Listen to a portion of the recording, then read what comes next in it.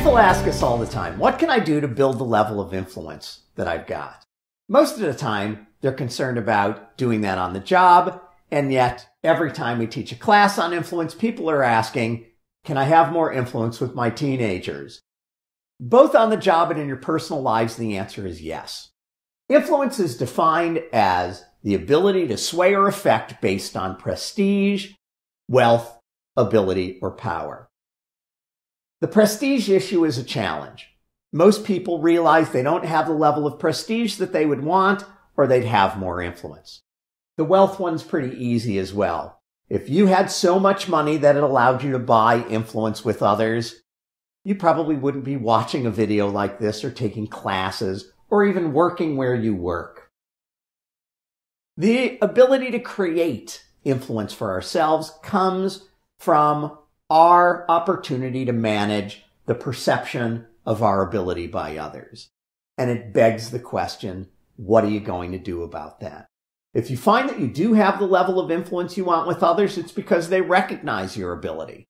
If you don't have the level of influence you want, it's because others don't recognize your skills, your talents.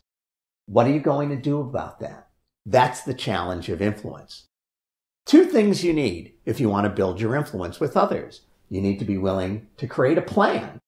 Because for most of us, we are so busy, focused on the right here and now, getting the things checked off our list that pile up on our desk every day, that we're not thinking about how do we build our influence.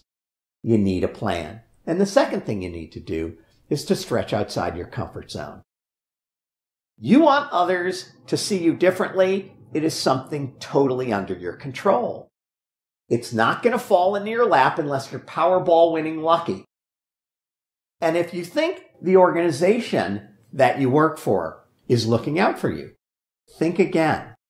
You may work for a wonderful organization. You may have a great boss.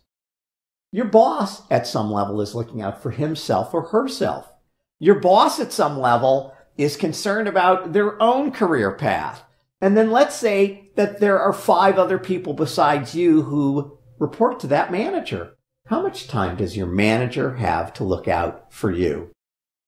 You are in the best position to look out for yourself. And so it keeps coming back to this question, if you want more influence, what are you going to do about it?